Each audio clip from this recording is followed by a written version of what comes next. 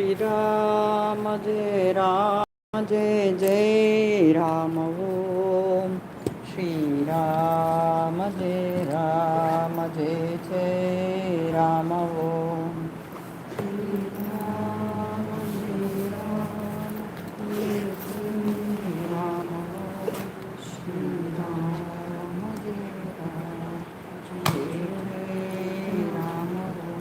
શ્રી રામ જય રામ જય જય રામ ઓમ શ્રી રામ જય રામ જય જય રામ ઓમ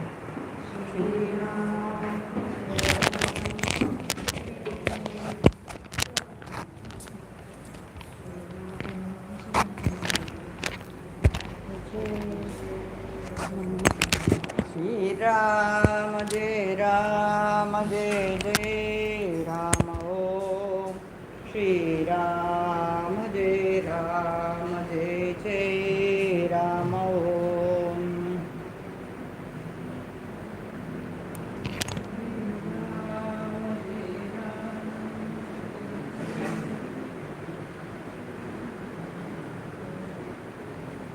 શ્રી રામ જય રામ જય જય રામ ઓમ શ્રી રામ જય રામ જય જય રામ ઓમ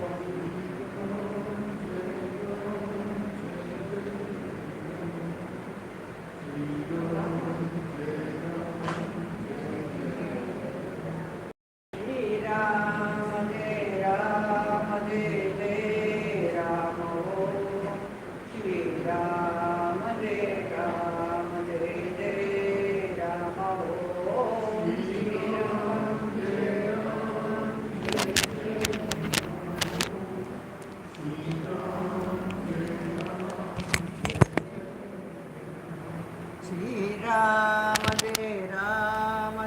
જય રામ ઓમ શ્રી રામ જય રામ જય જય રામ ઓમ શ્રી રામ જય રામ જય જય રામ ઓમ શ્રી રામ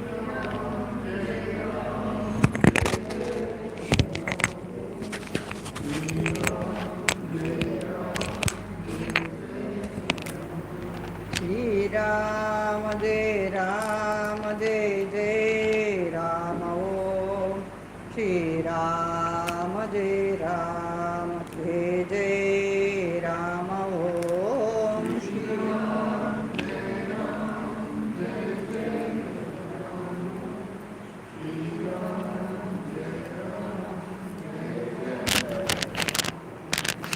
રામ જય રામ જય જય રામ ઓમ શ્રી રામ જય રામ જય જય રામ ઓમ શ્રી શ્રી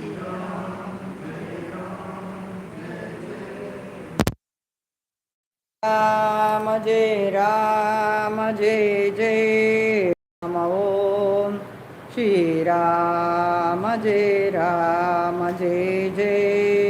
રામ ઓમ રામ જય રામ જય જય રામ ઓમ શ્રી રામ જય રામ જય જય રામ ઓમ શ્રી રામ શ્રી રામ જય રામ જય જય રામ ઓમ શ્રી રામ જય રામ જય જય રામ ઓમ શ્રી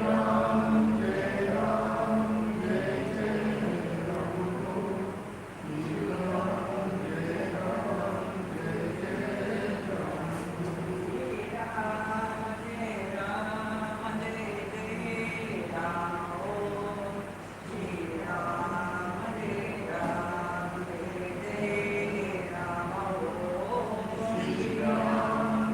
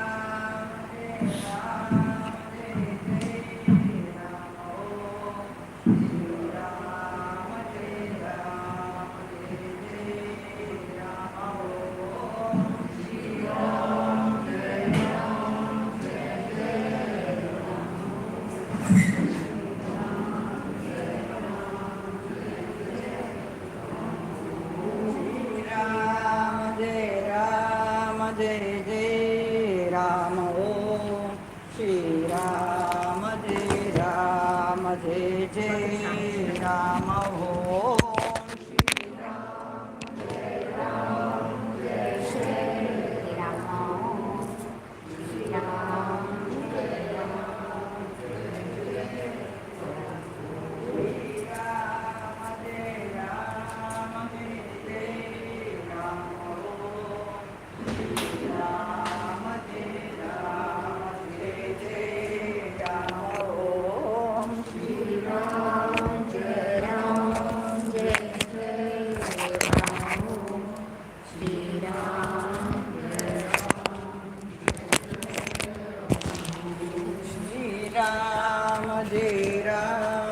जय जय राम ओम श्री राम जय जय राम ओम श्री राम जय जय राम ओम श्री राम जय जय राम ओम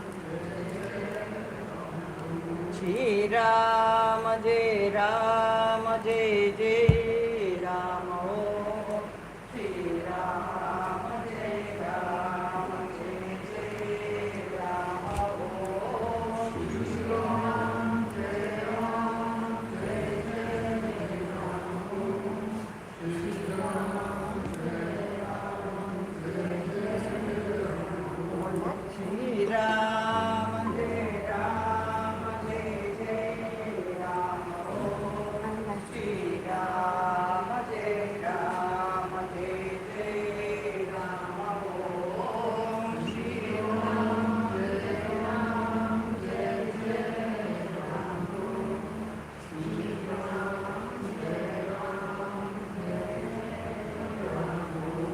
श्री राम जय जय राम ओम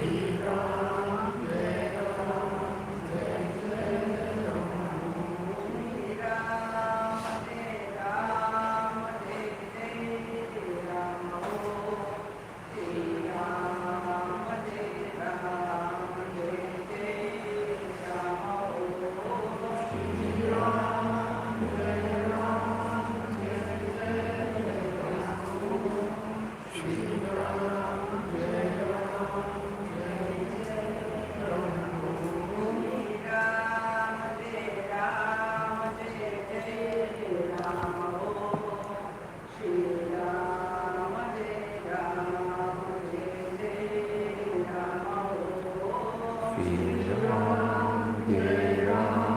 जय जय राम ओम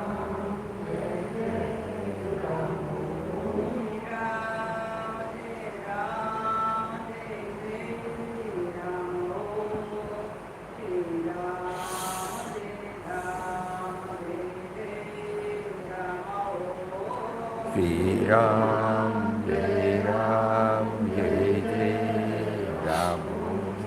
Shri Ram, Jai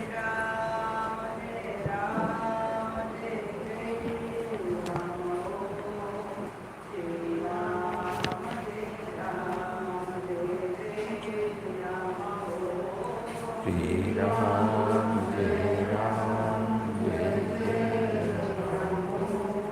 Shri Ram. No, I need to put multiples. नहीं होएगा, नहीं होगा, नहीं होएगा. It won't help. It needs to go backwards. And for that it needs support. I'll put some 3-4 books here. Good enough. Shri Ram, Jai Ram, Jai Jai Shri Ram, Jai Ram.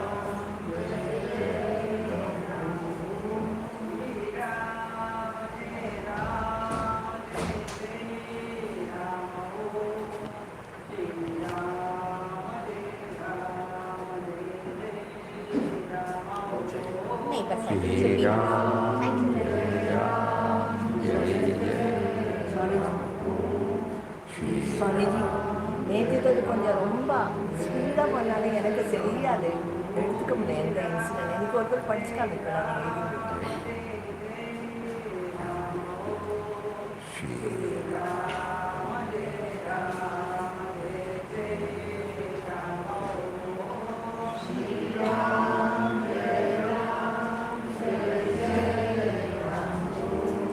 Shri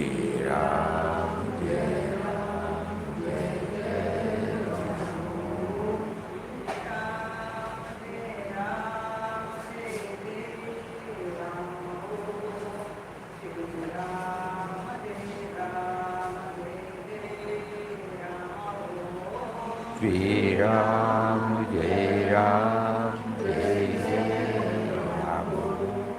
Shri Ram, Jai Ram, Jai Jai Ram. Shri Ram, Jai Ram, Jai Jai Ram. Om Shri Ram, Jai Ram, Jai Jai Ram. Om Shri Ram, Jai Ram, Jai Jai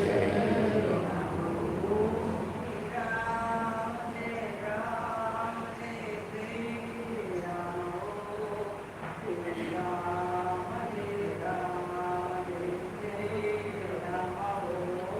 Shri Ram, Jai Ram, Jai Jai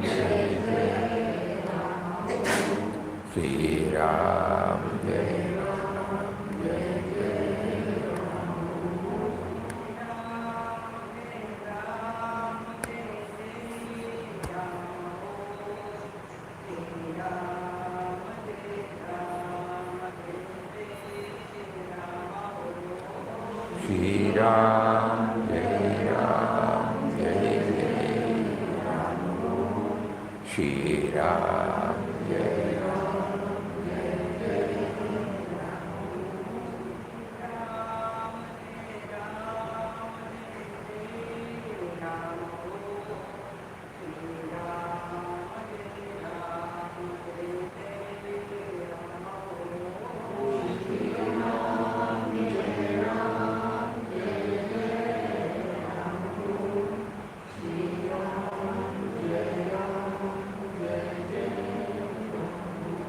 Shri Ram, Jai Ram, Jai Jai Shri Ram, Jai Ram, Jai Jai Ram. Om Shri Ram, Jai Ram, Jai Jai Ram. Om Shri Ram, Jai Ram, Jai Jai Ram. Hari Om to everybody. Why these two signs?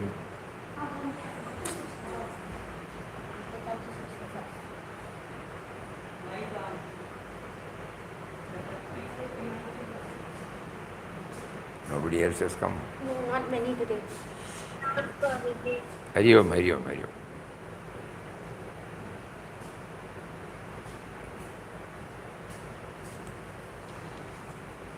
நேற்று என்ன சொன்னேன்? அந்த 9:05 இதுல 10:05 கண்ணடியா சாமிஜி கொஞ்சம் speedo போயிடுது. புரியலை.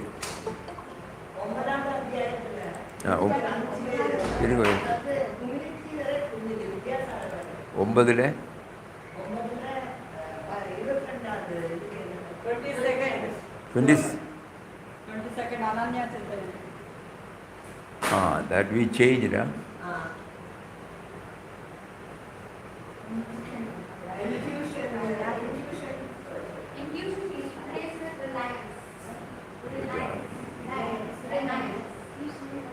Ananya Chintayanto Mam. What was that? Yeah.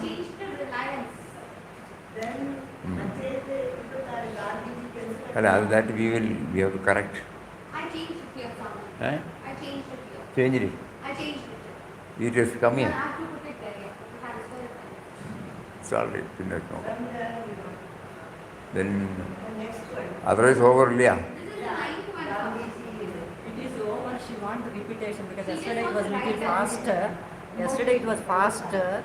You did little faster. She wants from 22nd onwards to be repeated. 22nd on. Onwards to repeat today again. 22nd is this one. 22nd onwards. From here she wants again. Ah. From the 9th chapter, 6th one onwards, 5th one onwards. 9th, 5th onwards. She wants to repeat. 5th onwards. 5th one, reliance. From 5th onwards it seems. She wants repeat. 9th chapter, 5th onwards. Offering, offering, Sixth onwards. Sixth. Harivamma. 5th or 6th? 5th. 5th. Sometimes a quiet inner nudge guides us 5th. beyond logic, beyond planning. These divine promptings lead to timely, selfless action, revealing that true direction often comes from within, not from thought, but from surrender. Intuition. Okay. That is change it to reliance. That is change it to reliance. Reliance. Intuition is changed. To Change it reliance. to reliance. Okay. What did you change? Offering को wait. And what else you change? Next one. Offering we changed it to. No. Nothing is in No, here itself in the text there should be a change. 1 second. In the text only they highlighted the last portion. The old man. Instead of Papa, we have to change it and make it into old man. His reliance on God is complete. Intuition is not Papa, but it is a reliance of that man. And the Nyas Chittiyantama is a reliance of that man. That is 22nd sloka. No, the problem was whether we were concentrating on Papa or the old man. We are concentrating now on the old man rather than Papa. And so, what did we write now? So we have not yet written, we were going to change it now. Not we are yet. going to concentrate on right Papa. That old man's reliance on Have you God. changed it? No, I have not written. I have to write. I have highlighted it from here from. I highlighted it. Last line we changed it to man, not Papa. Papa's life echoed. Huh. That is right. That has That been we will changed. change it. So we have to write something new instead of that. It is incomplete. We can. It is incomplete, not completed.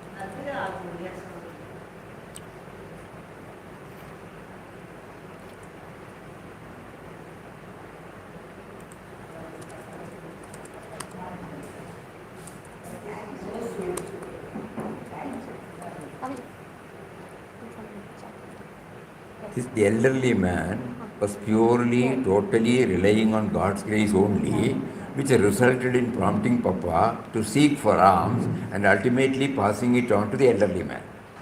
Ananya Chintayan Tomam. This elderly man was totally relying on God. He said that, no? And that prompted Papa to seek alms and wait and pass it on to him. This is echoed in, not echoed.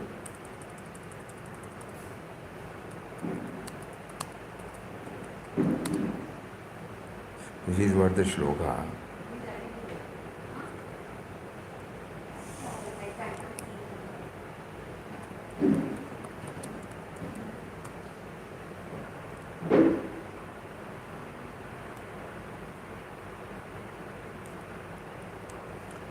So in that moment, Papa realized why he had been moved to seek alms today, not for himself but for another.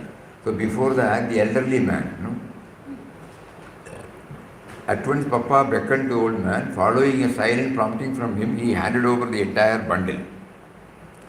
With tears in his eyes, he fell at Papa's feet and said, "From morning, I have been wandering for alms. At home, there is an old sickly lying besides 2 children. I was praying to God in all humility, when you, whom I took upon God himself, called me and offered me food." So now, in that moment, Papa realized why he had been moved to seek alms today, not for himself, but for another. This compassionate act echoes, no, it is not like that.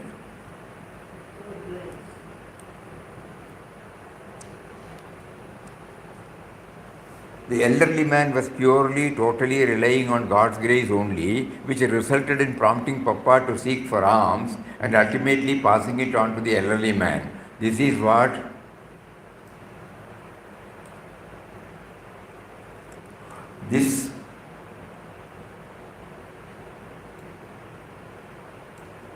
this act echoes 22 in chapter number 9. This act of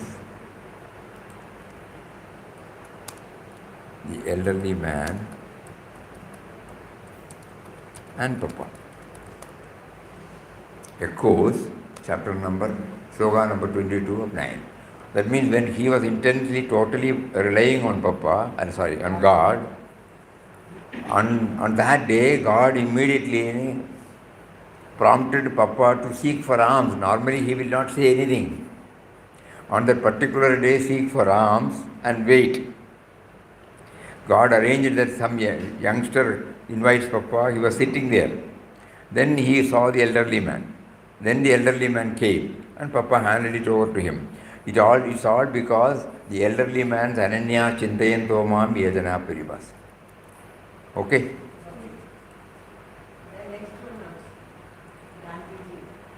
Offering has to be changed. Significance. Eh? We can change it to significance. Eh? Significance. She says change it to significance. Nothing No, is significance won't come there. significance. No. Total reliance on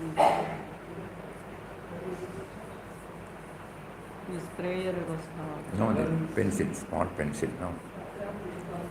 Gandhiji.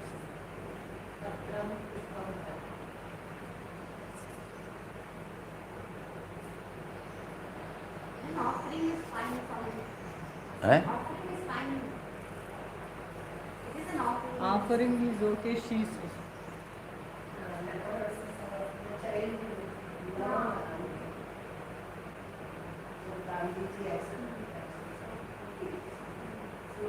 Recognition. Recognition.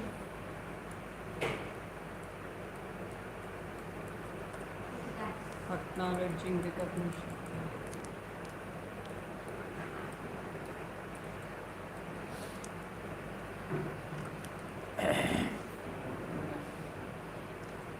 Soon after Gandhiji's return from South Africa, a meeting of the Congress was held in Bombay. One day, Kaka Saheb Kalelkar found Gandhiji anxiously searching around his desk. "What is the matter? What are you looking for?" Kaka said, "I have lost my pencil." Gandhiji answered. Kaka Saheb was upset to see Gandhiji wasting time in worrying about a little pencil. He took out his pencil and offered to him, "No, I want my own little pencil." Gandhiji insisted like a stubborn child. "Well, use it for the time being. I will find you my pencil later. Don't waste time looking for it now." You don't understand. The little pencil is very precious to me. Nateshan's little son gave it to me in Madras. He gave it with so much love and affection, I cannot bear to lose it.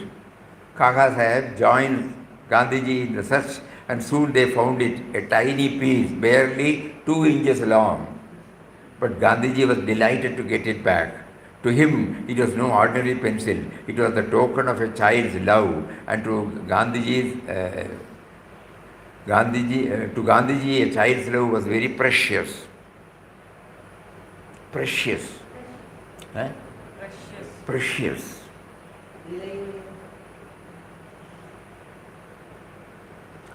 In daily life, it is not the act itself, but the love behind it.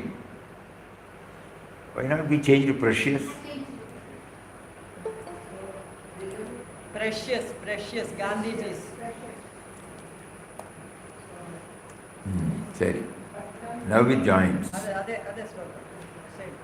Patram. Patram pushpam phalam toyam yomam bhaktya pran. Yome bhaktya prayachadi.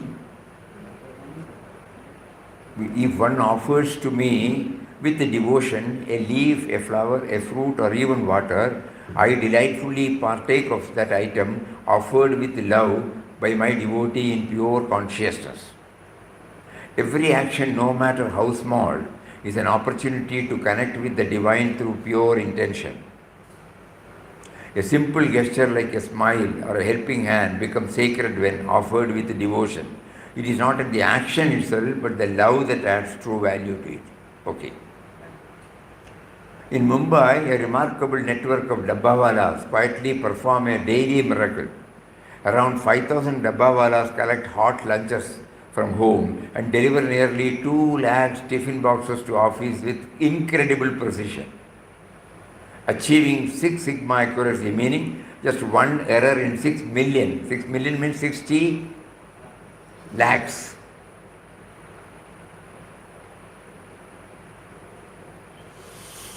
Six million deliveries.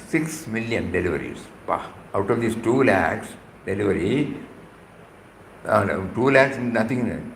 3 days, 4 days, when they commit one mistake. This system is a testament to dedication, teamwork, and care.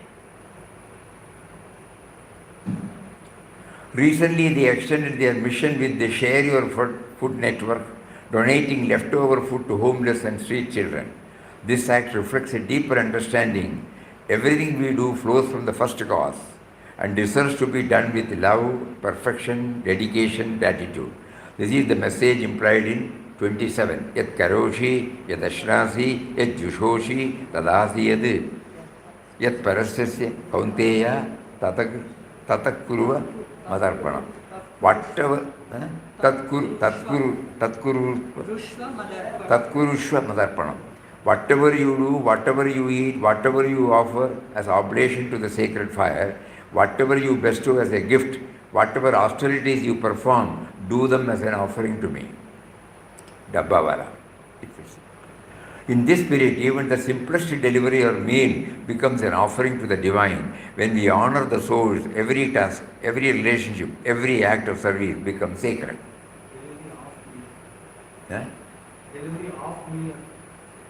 Delivery of some mistake. Yeah, I take it. Here the Delivery? typing. Of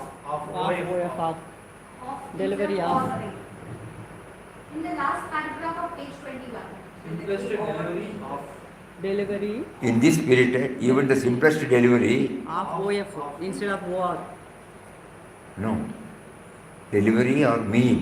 Or meal.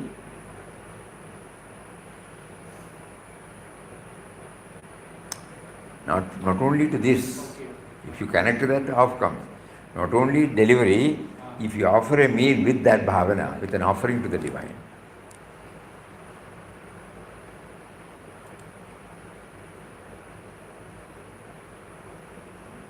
Next one also Swamiji highlighted Fulfillment. To change fulfillment. Eh?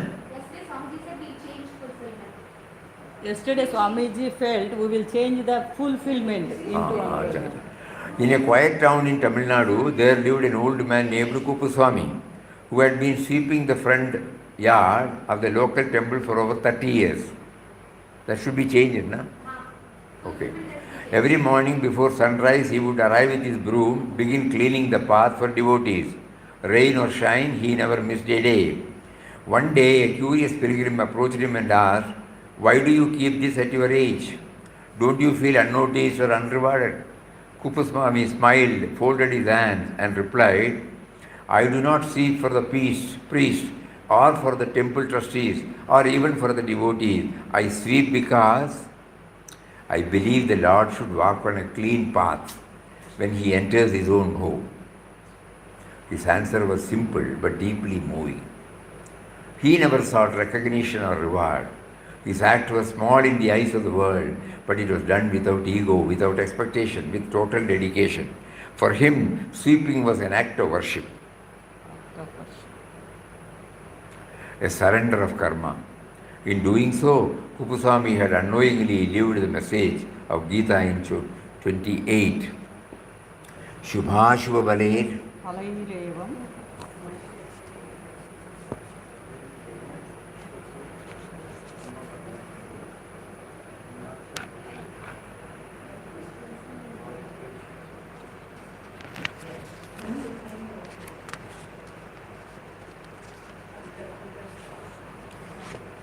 We are in 9th. 9th chapter, 28. शुभाशुभ बलैरेवं मोक्षसे कर्मबन्धनैः संन्यास योग युक्तात्मा विमुक्तो मामुपैष्यसि. By dedicating all your actions to me, you are freed from the bonds of karma, both good and bad. With your mind thus purified, you shall come to me. No act is small when offered with pure intention and dedication to the divine. Such actions liberate, not because of what is done, but because of why it is done. We put it as selfless service. Eh? Selfless service. Not selfless service, something deep, more punching.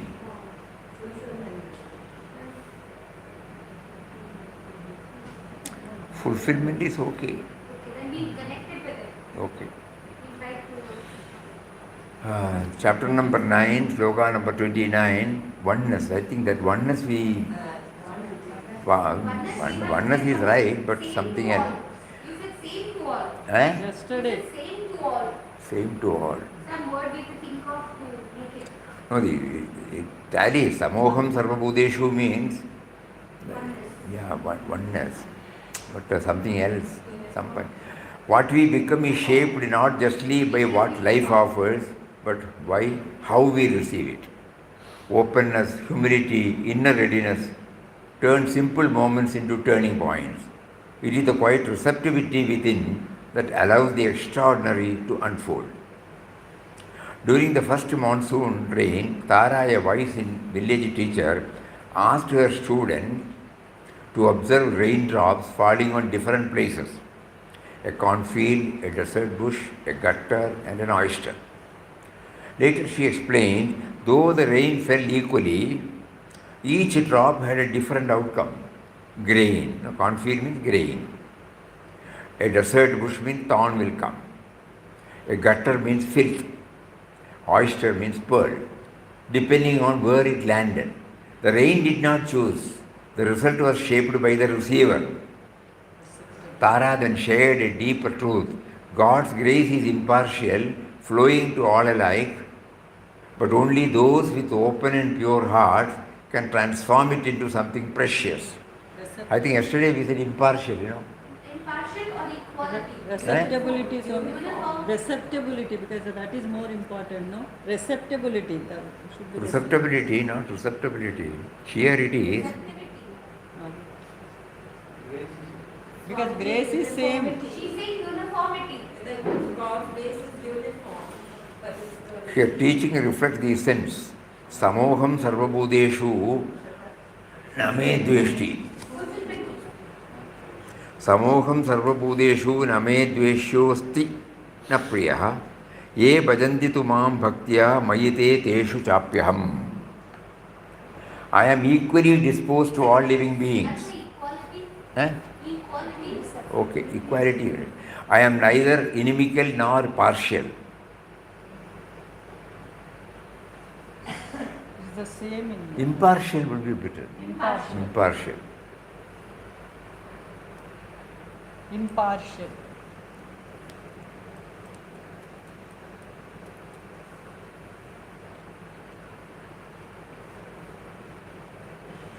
Just as rain falls on all but becomes a pearl only in the oyster, God's grace is showered equally on all.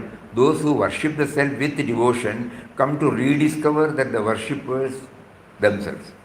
Rediscover or the worshipper themselves are nothing other than the self.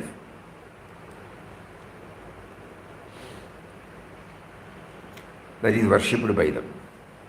Yet, as the Bhagavad Gita reminds us, while he is impartial, good, and holds no one dear as disliked, it is the loving devotion and the inner openness of the seeker that draws him nearer.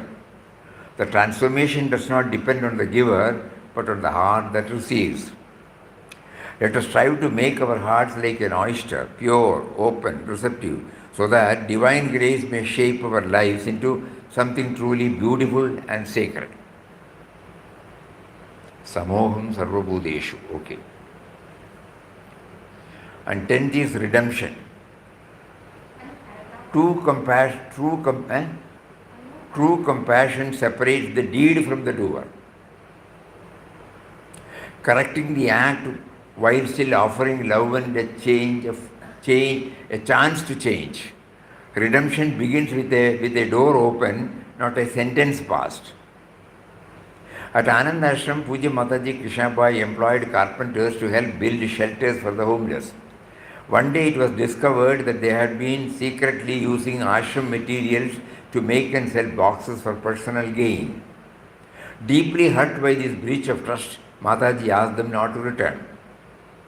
Days later, the carpenters came back in tears, saying their families were starving, no one would hire them due to their mistake. Moved by their remorse, Mataji arranged for food supplies and told them with motherly clarity, "My action was not out of anger, but to help you realize the sanctity of your work.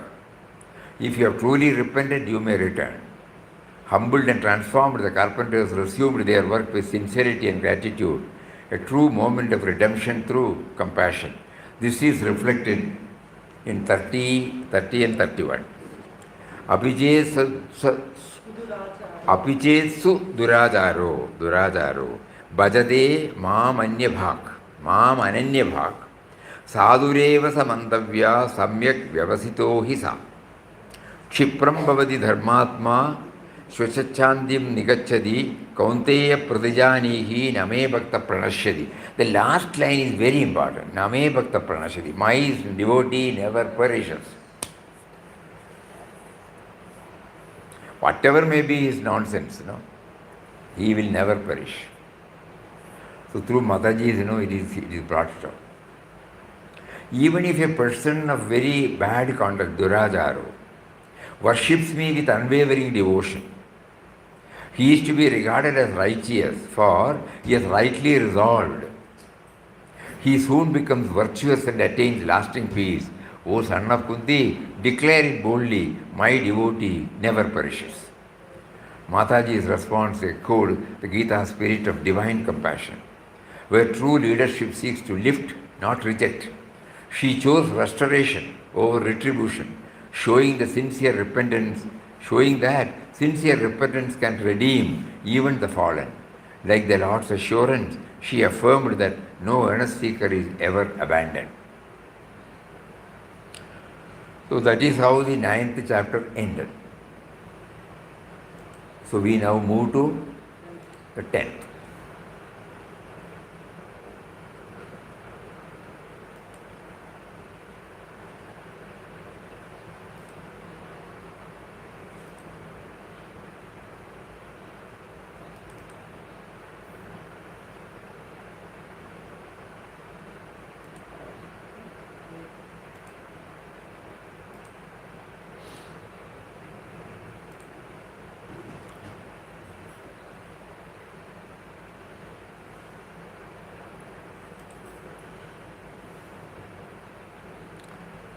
Chapter 10 of the Bhagavad Gita, preface, Vibhuti Yoga, is a revelation of the divine's presence in the world, not as an abstract idea, but as a living force that expresses himself in all that is great, noble, and uplifting. It reminds us that wherever there is brilliance, strength, beauty, or excellence, it is a spark of the infinite, a glimpse of the Supreme. This chapter answers a universal vision: where is God? Lord Krishna responds not with dogma, but with Catholicity, inducing silent wonderment. He says, I am the brilliance in the sun, the strength of the strong, the intelligence of the intelligent, the wisdom of the wise. Through these verses, the Gita invites us to recognize the divine not just in temples or scriptures, but in nature, art, intellect, courage, virtue, and every sincere effort.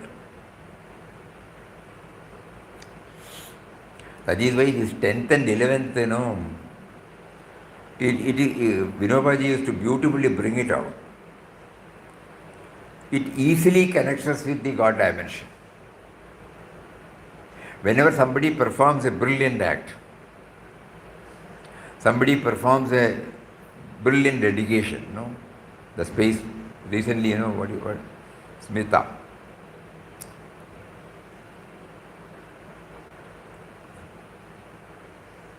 She was purely relying on God only.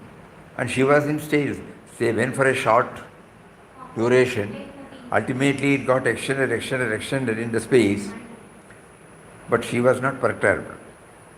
So when we see that, we appreciate as an individual to individual. No. 10th chapter makes us to realize it is the manifestation of the Almighty more clearly. He is there in everybody more clearly. Wherever there is brilliance, wherever there is excellence. Beautiful. In daily life, this teaching becomes a powerful lens. When we admire someone's talents, when we feel moved by a selfless act, when a moment of clarity pierces our confusion, these are not coincidences. They are reminders that divinity flows through all forms. Vibhuti Yoga teaches us to see with reverence, to live with humility, and to honor the sacred in the ordinary. Honor the sacred in the ordinary. We are doing it now, not that we are not doing it. All of us are doing it, acknowledging it, but we still see them as individuals. We say he is a noble person. True, he is a noble person. But the nobility is godliness. So as a seeker, as a devotee, we should also see that. Through that individual only it is relieved, it is manifested, revealed. So the validity is there for the individual, but 10th chapter enables us to understand that he is more visible now. That is why he exerts a celebrity. A noble act is in the minds of so many people, not one people. That itself shows how he reaches out. We may not know them, but they reach out to us, even today. All Mahatmas. Whatever examples we are now quoting through Bhagavad Gita, Gita Touch, why do we remember? The incident that happened many years ago, why do we remember? That means it is still in our heart. The godliness reveals even a simple act. Start thinking about it. This booklet explores 10 selected shlokas from chapter number 10, each paired with a real life story, and that how reflects how divine glories appear in modern life. From a teacher's quiet wisdom to a moment of heroic courage or a sudden insight during a struggle, these incidents show how the divine is not far away, but constantly expressing through us and around us.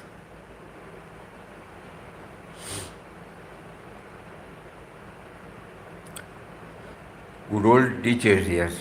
The other day, Varunambir was telling, there was one head teacher, Vilasini teacher. Everybody will remember. She was a very strict disciplinarian, and she is now 90 plus. So during their 75 years celebration, she came. Even then, Venu was telling, nobody was able to sit before her. The same old teacher comes.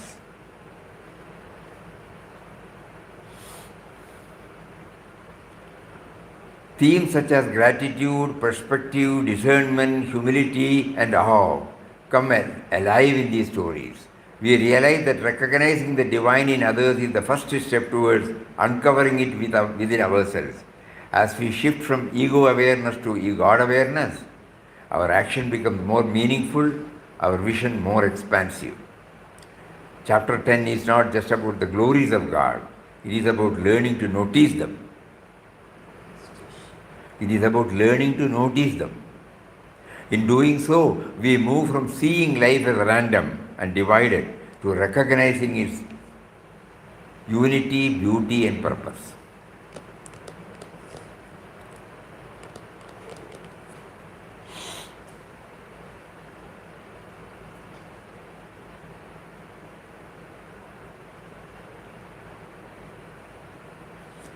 The other day we were sharing, I think we were sharing in the Satsang only, when we were in Wayanad. One day one worker started crying, I am going to die. Immediately, Jane was there, the proprietor was there. So he rushed up. We did not know anything there, only later on we came to know. He saw, yes, a live wire he got hold. There is an upward incline to go to the transformer. This person took the jeep, rushed up there. It was raining. Climbed up, removed the fuse. He was saved. He should not do that with a risky one. He can fall also, slip. And even when the water is flowing, you are removing it. Nothing mattered to him. And when we all came out of the office and then this was told and he was coming back in the jeep. And then what happened? This is what is as if a usual thing had happened. So we said we should report it to the electricity department because we have now taken the fuse, it has to be kept back. He said, you telephone. So we telephoned. Then the department said, what you have done is right, don't worry about the statute, you will send somebody. Because by the time we come, you would have passed away, Why we remember still, this had happened 40 years back. Still we remember that incident. We are reliving those moments. Because the pure selfless act, quality, care and concern for everybody. So let us approach this chapter with open eyes and open hearts, ready to discover the sacred in the world around us and in the life within. Insights. All creations arises from the divine. Bijam mam sarva bhutanam. Okay. True wisdom begins with acknowledging the source. We hardly do that, We start with our life and end with our life, that's all. The origin of our life, talents and opportunity, the true wisdom begins with acknowledging this source, the origin of our life, talents and opportunity. Staying connected to that source, as the alumni did with their school, keeps us grounded in gratitude and inspires seva. Like the rising sun dispelling night, divine grace dispels the inner darkness of ignorance when we turn inward with sincerity. It is not effort alone, but divine compassion that awakens the true knowledge. Whether we are in pain or service, the divine dwells within our beings. Every interaction is sacred when we recognize that each person is a temple of the Lord, as seen in Ravindran's janitorial seva. I think yesterday we read, behind every action, creativity or movement lies consciousness, the silent witnessing self. When we root out our work in that inner stillness, it gains beauty and meaning, just as Ananya's music did. Success in any sphere comes from the balance of inner discipline like japa, focused energy like Om, calm strength like the Himalayas. These divine traits are accessible to all, not just the saintly. Language, learning, debate all spring from a deeper intelligence. The more we honor the source behind this, the more our expression becomes a form of spiritual offering. The same divine force powers both good and bad actions. Recognizing this helps us see beyond judgment and cultivates understanding, compassion, non-dual awareness. Even humble tools like a strainer or spoon carry spiritual lesson when seen with the eyes of devotion. The divine is the seed and substance of all creation, moving or unmoving. All beauty, power, and greatness we admire are mere glimpses of the divine's infinite glory. This understanding invites reverence and humility in both awe and achievement.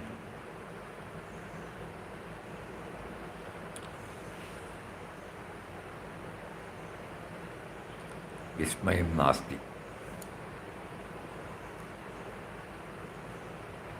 What we perceive is only a speck of the divine's entirety. Whether in people or the cosmos, the deeper truth is always vaster than what meets the eye.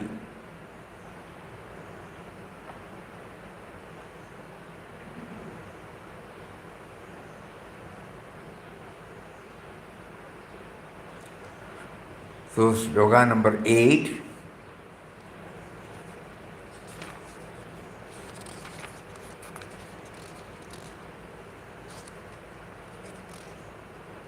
Chapter number 10 is very, very, very important. Real strength lies not in isolation, but in staying connected to the source. The deeper force that shapes our life, values, and purposes. The Gita reveals that giving back with love and devotion uplifts others, deepens our own inner fulfillment. Years after graduation, a group of alumni reunited, reflected on how their school had shaped their lives, not just through academics, but by nurturing their talents and character. Grateful for this foundation, they came together to give back, upgrading classrooms, funding scholarships, mentoring students. Their efforts were not driven by duty or recognition, but by heartfelt gratitude.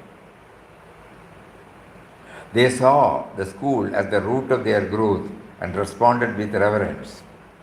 A gesture that echoed Bhagavad Gita, chapter number 10, slogan number 8. Aham sarvasya prabhavo mattas sarvam pravartate idimatva bhajante mam buddha bhava samanvita. I am the origin of all creation, everything proceeds from me. The wise who know this perfectly worship me with great faith and devotion. Just as the wise honor the divine as the source of all, former students honored their former school as the wellspring of their success. True wisdom lies in recognizing and serving our souls, be it the divine, our parents, our teachers, or institutions.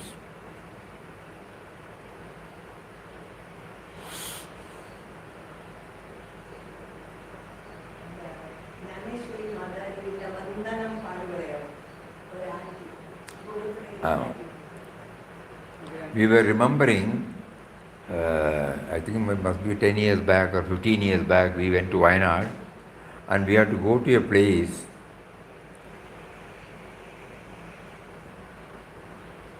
Very remote place. When we were going, we suddenly remembered this was the road on which we were walking and attending the school. So we told our friends who were taking, we will just go to the school where we studied. So we went there. When the vehicle stopped, when we got out, they saw, an ochre-colored individual comes out. So the principal or the headmaster and a few teachers came out, and then he asked, "Enda Swami?" So we said, "I am an old student here." They were thrilled.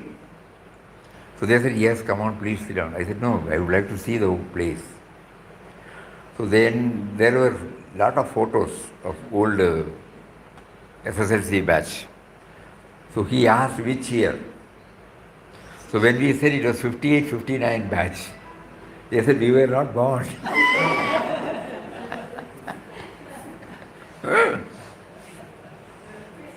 And then he called everybody. He studied here in 58, 59, that batch. So we went there, we remembered everything, every class. Our laboratory, they have changed a little. But then when we were coming back, there was a portico. There we stayed for some time. So the headmaster asked, "Why you stopped?" I said, "This was the place where we sat." And the photo, last day the photographer was asked to come. And on those days, many may remember, it was not like today's clicking, it will be a cloth will be there, yes. And he will come here, set ourselves, again go there, again come, again set ourselves, and finally he will say, "Look here," then he will just take it and put it. The remembrance, why we remember, even today when we say we remember, how many years have gone by? But it's a heart full of reverence. Many teachers we remember. Aham sarvasya prabho. This is the tangible gain of this exercise, We associate ourselves with something noble, something value. Forget about the slogas, example, meaning. The outcome is your mind is touched by so many things that are noble, The mind becomes sattvic, the mind becomes, so receptive to any teachings. That is the first tangible gain. Grace. As dusk settled over the village, Nisha, a curious child, tugged at her teacher's sleeve.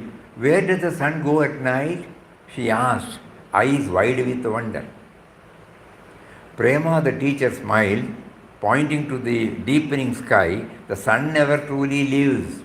It is only hidden from our sight by the earth's turning. The same way, the divine never departs from us. Only our ignorance veils the light within." That night, Nisha lay awake, recalling Prema's words. She imagined the sun just beyond the horizon, patiently waiting to reappear. In her mind, she saw how ignorance is like a cloud obscuring brightness, unseen yet always present. The sun still shines behind it. Grace, Prema had said, is like sunrise. When it comes, the hidden light is revealed.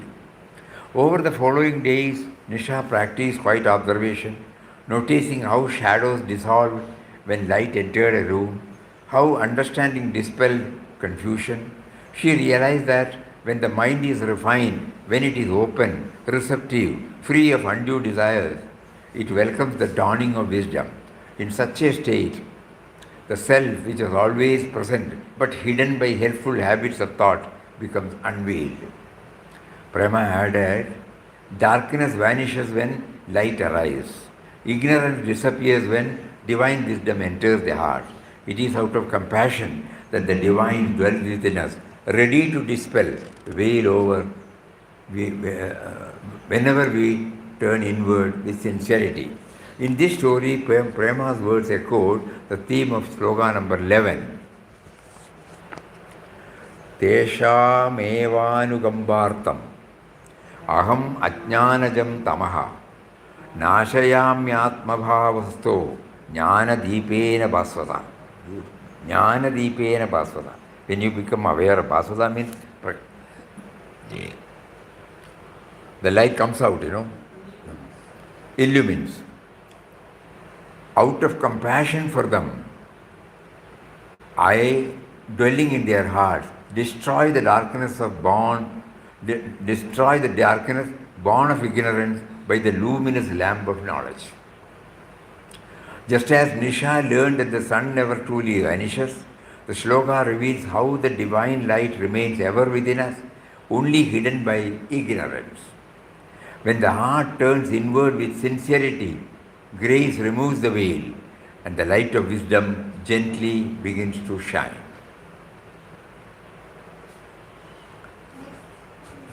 Oneness we change to immanence. Eh? This oneness we change to immanence. Humanity. Immanence. Immanent. Immanence. Immanent.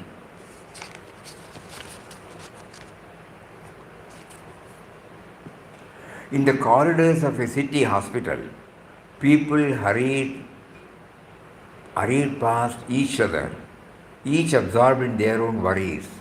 Amid the rush, a janitor named Ravindran quietly moved from room to room, mopping floors and tidying up. One afternoon he noticed a patient sitting alone, tears streaming down her face. Without hesitation, Ravindran set aside his mop, knelt beside her, offered a few gentle words of comfort. His presence was calm and sincere, and soon the patient's sobs softened. When a nurse later thanked him for his kindness, Ravindran simply smiled and replied, I clean floors, but I also serve where God weeps. For Ravindran, every act, no matter how small, was an offering, a chance to recognize the divine presence in every corner of the hospital. In every person he met, the divine presence in every person he met. This understanding is beautifully captured in slogan number 20 of chapter number 10. Ahamatma gudagesha sarva bhudashayastitaha aham adishya madhyam cha bhutanam antam evacha. I am the self, O Arjuna, seated in the hearts of all beings. I am the beginning, the middle and the end of all beings. Ravindran's quiet service flowed from a deep awareness that the divine dwells in every heart, especially where there is a pain. Awareness. He is there, but awareness. His words reflect the truth of the shloka, that the self is present in all beings, is the source, sustainer, silent witness of every life. From there we move to sloka number 22.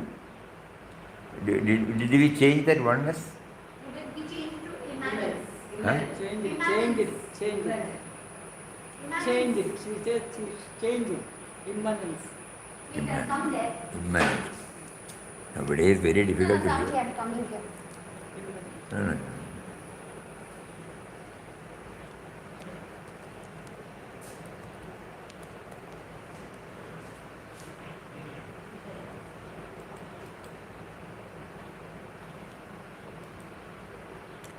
Immanent. Immanence, CE.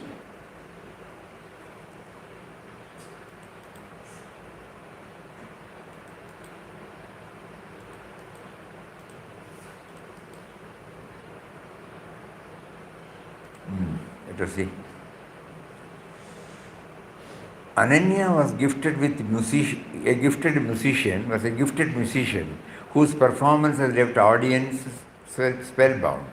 Listeners often remarked that her music seemed to touch something deep within their hearts, not just through the notes she played, but through the profound silence she lingered between them. After one particularly moving concert, a student approached her and asked, "What is your secret? How do you create such music?" Ananya smiled gently and replied, "I play from the stillness within." That stillness is where the real music comes from. The notes are shaped by my mind, but the music soul rises from a deeper place, pure awareness, silent, luminous, which is always present behind every sound. Ananya's wisdom points to a subtle truth about our inner world. When we read this, we remember one more incident during our Madras days. There is a particular house where he will conduct this program, bhajans, devotional music program. Our friend used to inform us, and it will start only by 9 o'clock, 8:30, 9 o'clock in the night. Still we go there, because it is like this, 10 people at best will be there, but many celebrities used to come. So one day, I don't know whether you have heard, one Madhura Somu, a great singer, when he sings, he forgets about it. And one in a movie, he was singing Marudamalai Mamaniye Mohiraya. So he was there. We were all at about 10 o'clock. 9:30 he must have started. It was 11:30. Suddenly we got up and said, "Can you sing this?" Immediately, with all smiles, he started, and the whole thing went on till 12:30. He was in tears when he was singing. He was seeing Lord Muruga before him. Kottamangalam Shuppu nu orutharundar. Avarodu veetla. Rayapetta Ayarodu. We have to go to the office, next day morning. So, and he was unperturbed. He was not bothered about the audience. That's why we remembered. A person who sings before thousands of devotees, whenever the news is out that he is there, innumerable people will gather. Because he is not worried about the time, nothing. He will forget himself. So much of devotion. Completely involved. So, Ananya's wisdom points to the subtle truth about our inner world. The mind, like a master conductor, coordinates thoughts, feelings, sensory impressions. It is ever active, weaving together the melodies of our daily experience. Yet, behind the mind, there is something even more fundamental, consciousness itself. The silent presence does not act or judge, it simply is. The awareness that enables the mind to function, the inner stillness from which all creativity and clarity arise. This theme is beautifully expressed in Shloka number 22. Here, we don't have to bother about the first few lines, okay? Vedanam samavedosmi devanam asmi vasavaha indriyanam manaschasmi bhutanam asmi chetana. This chetana is important. That is called awareness. I am the Samaveda among the Vedas, the Indra among the celestial gods, among the senses, I am the mind. Among all the sense organs, 5 organs of action, 5 organs of perception. And then he says mind. If the mind is not there, he is the section head, though not the boss. And the boss is consciousness. I am the mind. Among the living beings, I am consciousness. So that consciousness word, now when here it is there, no? Ananya's music flows from the silent awareness that underlies all experience, just as the sloga reveals consciousness has the essence within all beings. Ananya's art beautifully reflects this inner presence, the true source of creativity and life itself. One more we can take. Arun was entrusted with leading a particularly complex project at work. The task required not only sharp intellect, strategic planning, but also the ability to inspire and harmonize a diverse team. There were setbacks, unexpected delays, shifting requirements, moments of doubt. Yet, Arun persisted, returning each day with renewed focus. He balanced thoughtful analysis with decisive action, and his calm steadiness inspired his colleagues. When the project finally succeeded, everyone recognized that it was Arun's clarity, consistency, and inner strength that had seen them through. Arun's journey is a living example of the teachings of slogan number 25. Maharshinam Briguraham Giramasmegam Aksharam Egam Aksharam Yajnanam Jabayatnyosmi Stavaranam Himalaya. Among the great rishis I am Brigu, among words I am the one syllabled Om.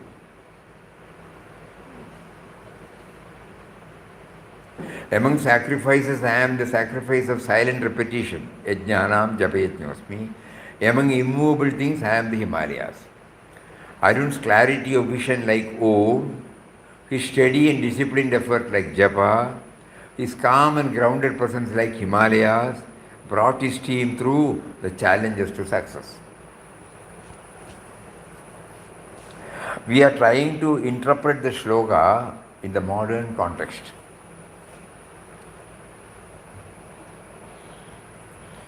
Otherwise, we get stuck. There are three values there. One is the vision, the other is the effort, and the third is the solid presence, grounded presence. So the clarity of vision like Om, disciplined effort like Japa, calm and grounded presence like the Himalayas. These qualities are not just for saints and sages. They are available to each of us every day. By embracing clarity, consistency and calm strength, we too can navigate life's complexities with grace and purpose, discovering the divine presence in our own actions and achievements. Om is the primordial sound, essence of all speech, teaching us the value of silence and clarity in a world full of noise and distraction.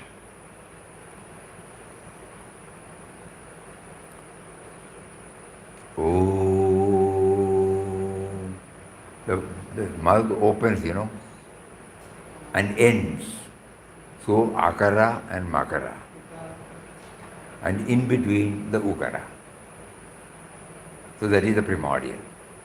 In every sound, so we can say this Om is there. Akara, ukara, makara. So, just think about it. And japa, the silent repetition of a mantra, reminds us that steady, consistent effort shapes our character and destiny, just as Arun's persistent work shaped the project's success. And the Himalayas, unmoving, majestic, symbolize the importance of remaining grounded, unshaken, no matter how fierce the storms of life.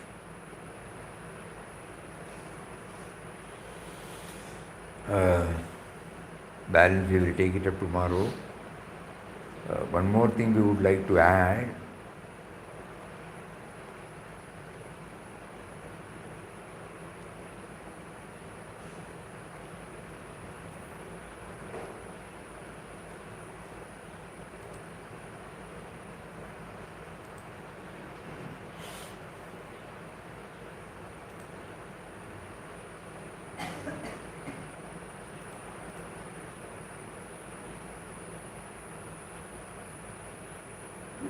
Since everything in life unfolds only by His will,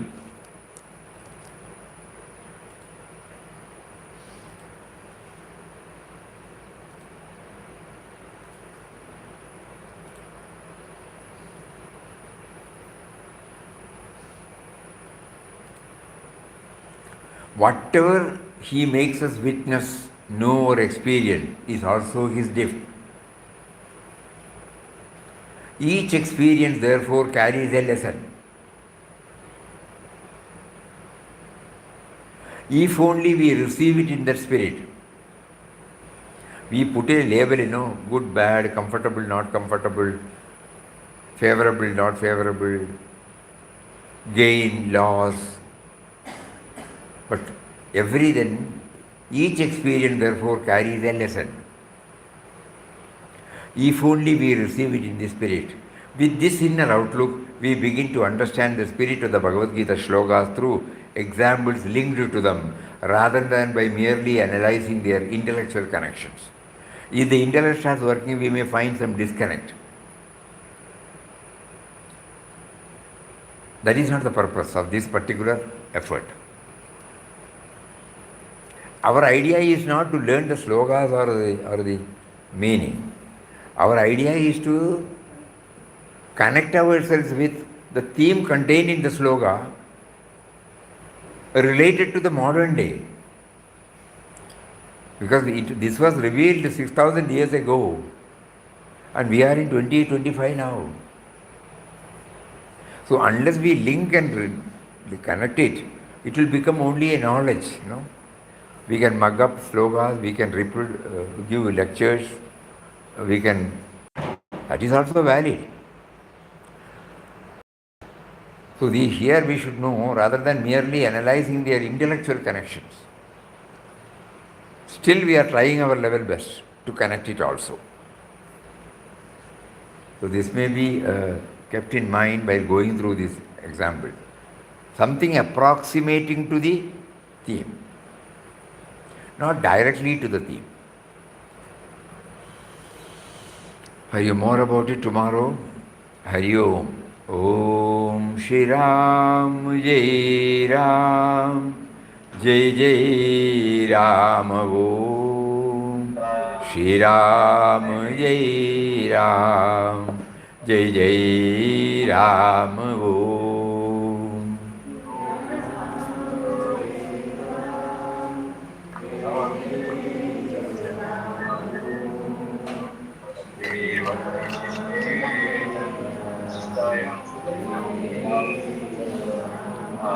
Shri Ram Jai Ram Jai Jai Ram Om Shri Ram Jai Ram Jai Jai Ram Om.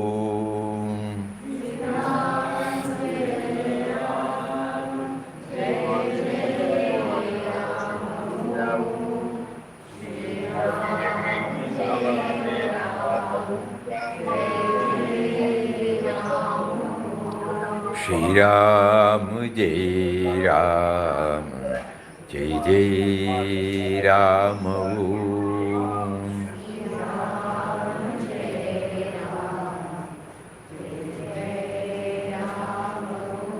Shri Ram Jai Ram Jai Jai Ram Om.